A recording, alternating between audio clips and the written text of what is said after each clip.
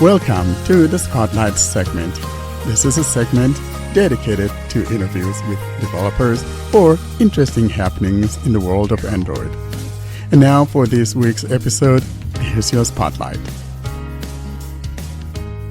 Now we turn to our Spotlight section, and Joe Hodge joins us to review the Samsung Galaxy Z Flip 6. Hi, Joe Hodge here. I want to quickly do a unboxing / review of the Galaxy Flip 6. So, this phone is, I think, the flip phone that I've waited to have over time. So just to kind of take you back through time for a second, the Flip 4 was the last flip I've had. And one of the things about it that people don't often talk about was like when you would flip open the screen and be looking at the big screen itself, and like were to touch it, you could it was very fragile. Like you could take your fingernail and cause damage to that screen. It was just not a great experience. The other thing was they weren't super. They weren't dust resistant at all. That's actually something that got added this year. They were a little bit. They did have some IP resistance for water. I don't remember the level, but you didn't want to get them you didn't want to obviously dunk them in a tub or anything. I think water resistance is really high now, and also, like I said, they just added dust resistance. So those were two things that I saw that kind of sparked my interest off the bat. I grew up on a farm, so I go home once in a while to visit my family, and one trade-off with the Flip is I didn't really want to take it there because it could damage the phone, right? So I saw the Flip 6 with that issue. The other thing that they added that I think is a big thing is they added the vapor chamber for cool down for the phone, much like they did the S24 series. And so I think what you're actually getting with the Flip for the first time ever is a true flagship status phone, as Flossie Carter would say. So the battery life is really good. That was always a compromise on Flips in the past. It just feels like a real flagship phone. I've had a lot of flagships over the years, and this is the first time having this phone. It doesn't have any compromises. The camera is good. So I'm going to start off by, the box, I already unboxed it, but the box was just a normal kind of, your typical Samsung box, just had the tabs you pull, and then the phone is open inside the box. In the lid of the box is the getting started guide, the SIM ejection tool, and the cable. As far as the phone, how it looks, so unfolded, you have the volume rocker on the top right, then the power button with the fingerprint sensor embedded below that. Then you have a mic, I think, on the right-hand side. There's a little hole here. On the bottom, you have a speaker, USB-C, and a mic. And on the left, you have a little window that is for, I think, UW 5G, the ultra-wideband. And then there is a SIM slot above that, and then a microphone above that. So this is, so a lot of times, so I'm going to start with the really big positives, I think. A lot of times, I know I've kind of been away from the whole just Android discussion list and stuff, but one of the criticisms that I have, and I know that a lot of people have for Samsung, is the differing talkbacks. But I will say there is one positive, I think, to that when I think they actually do it. And that is, I think that they sometimes do make some adjustments to talkback on Samsung devices. It's not very frequent, but I do think they do it. And I think they could still do better. But that being said, one thing I was talking to John about that I did notice that I don't think was possible in the Flip 5 listening to John's review, and then definitely wasn't possible in the 4 that I had. And that is, so on the cover screen now, where the flex window is, Samsung calls it, you can do the talkback menu. So I can literally adjust talkback settings on the fly on the outside. Now, there are some caveats to this, so I have found out. So you can do things in the first menu there. So like you can copy the last utterance, for example, but you can't go a page deep into the talk. So if you wanted to go to like just talkback settings, like, and I don't know, change a gesture, you can't do that. It doesn't let you get that deep for whatever reason. I don't quite understand that, but at least now you can do like copy, and that kind of comes in handy for like the keyboard, because now on the Flip 6, I didn't have the 5, so I think on the 5 you could do this too, but on the 6, you can bring up the keyboard on that cover screen and type, and it is tight, but it's doable. So let's talk about on the cover screen. There is a few changes from the 4 that I saw that I'm not super excited about. So one change is, so on the 4 that you had when you were on the cover screen, you literally would just do a two finger swipe from right to left, and you would go through pages. So, and you could control and kind of determine what you wanted your widgets to be. So for example, like I had a weather widget, I had the timer widget, I had a direct dial widget where I could just dial like 3 contacts. That's all changed, and it changed with the 5, but I just didn't know because I didn't have that phone. But one thing that kind of happens to me is so they combine widgets. So on one of my pages, for example, the top left is weather, the bottom left is the timer, the top right is direct dial.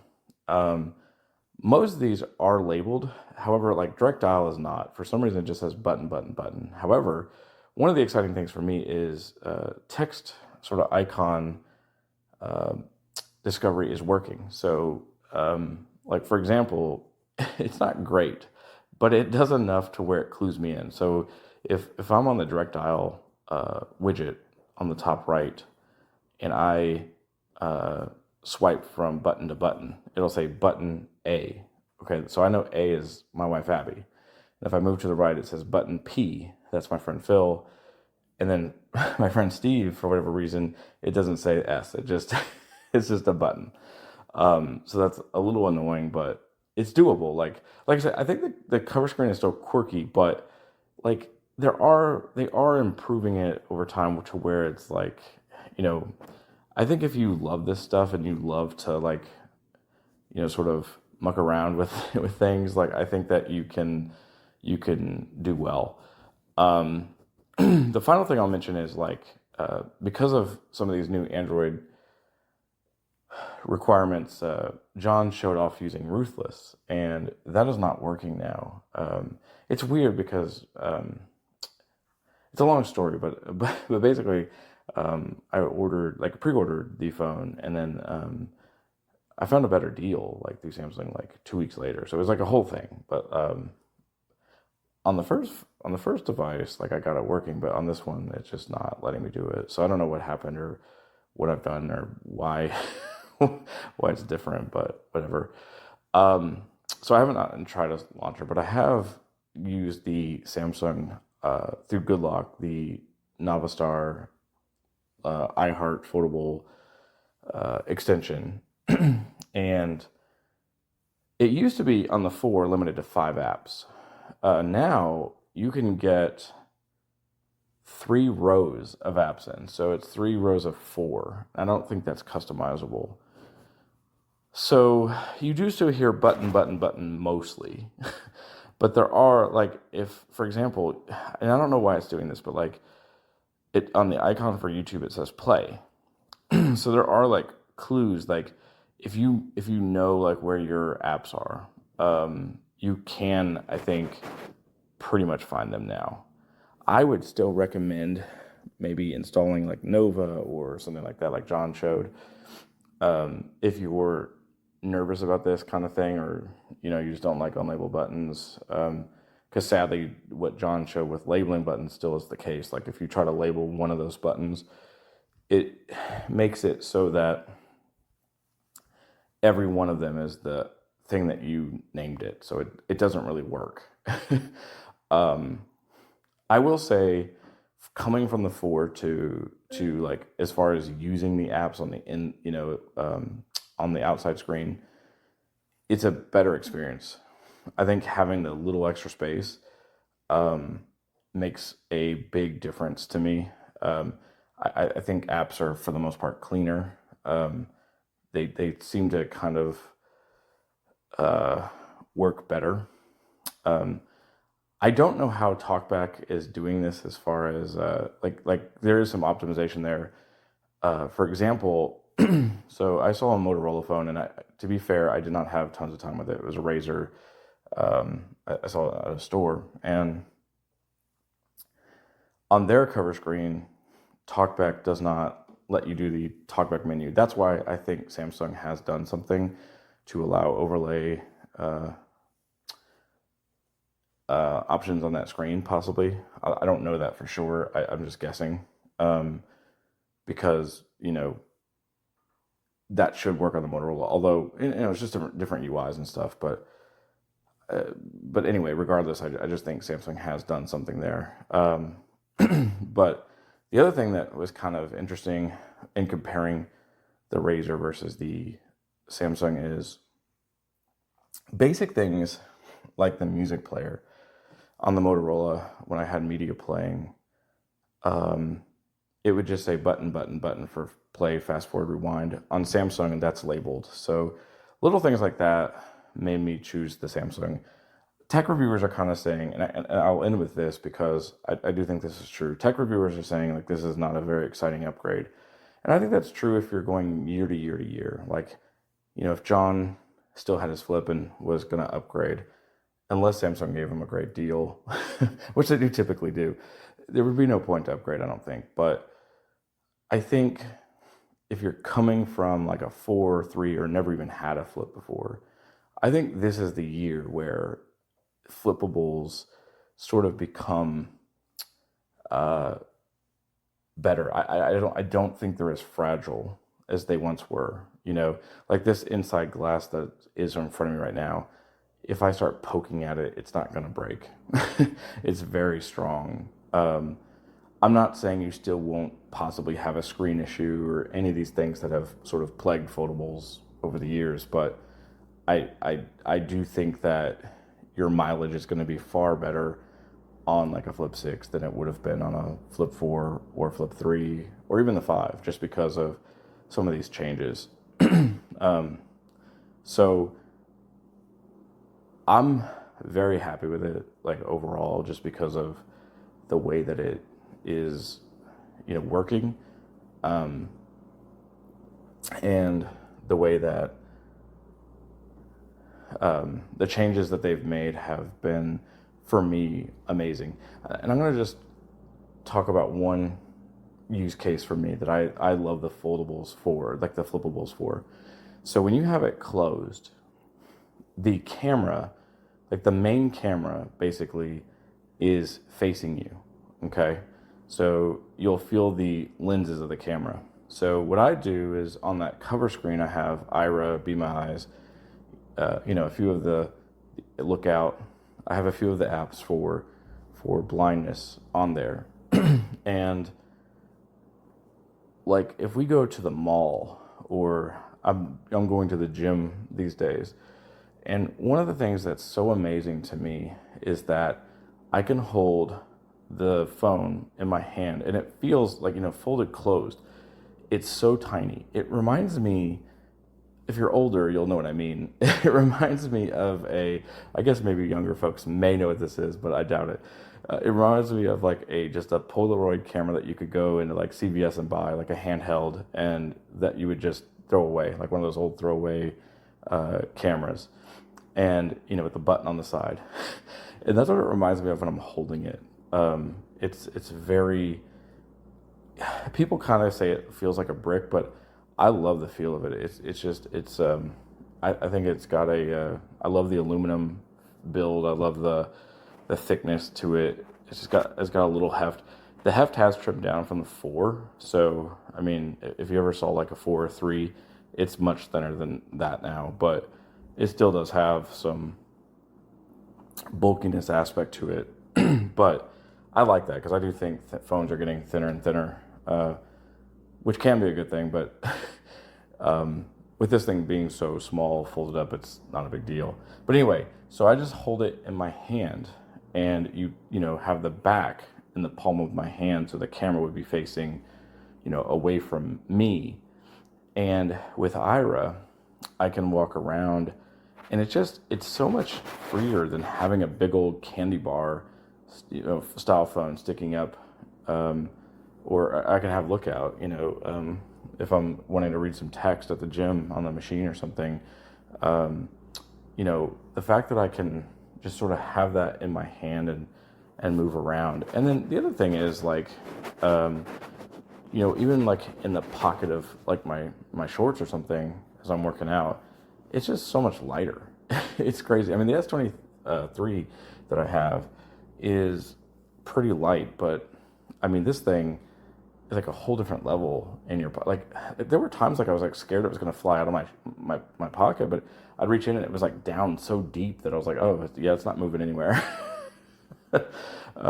So those are kind of, I think, really great use cases for the flip style phones where, I don't think we cover that enough of like that whole blind experience of, if you're using a lot of these, Be My Eyes, Seeing AI, Ira, that and Lookout, that you just have access to them, quickly, and can really use the phone folded up, and it's a better experience because you just don't have this like 6.9 inch screen in your hand trying to not touch the screen. And because that's the thing too, like I don't know, I've been traveling a lot lately, and with my iPhone using, let's just say, Seeing AI or even Ira, I've accidentally ended the call while moving because your hand hits the screen at the right moment or just whatever. It thinks that you're double tapping or whatever.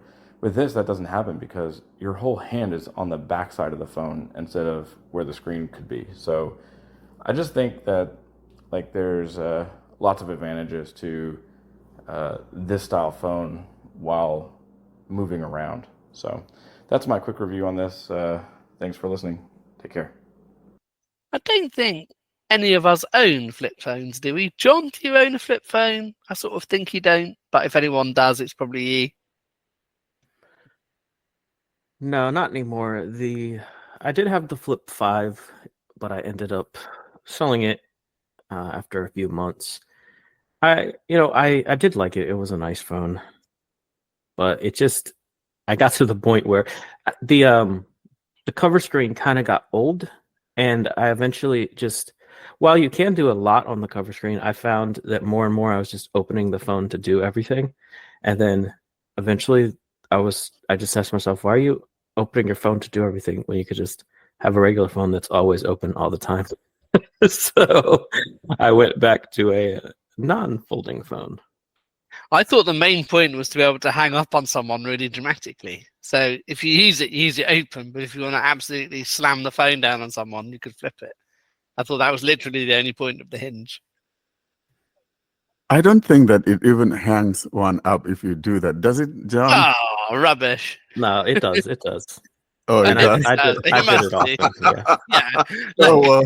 If it doesn't, In fact, when I would hang up the regular way, I'd be so disappointed in myself Yeah. afterwards. Like I when I would be realized, too. oh man! And then Yeah. when I did go back to a regular phone, I found myself trying to fold it in half after a phone call. This thing's not bending. Well, maybe you could be jerry-rig everything, You see, I Trying to wonder fold it. it could sell so much more if it was called the Z Slam 6. I know. That sounds good. Yeah. So, but I think if it's not doing things and you have to be opening it, then you might as well just grab that candy bar. Yeah. Well, all we know is someday it's gonna be raw. Yeah, that'll be weird.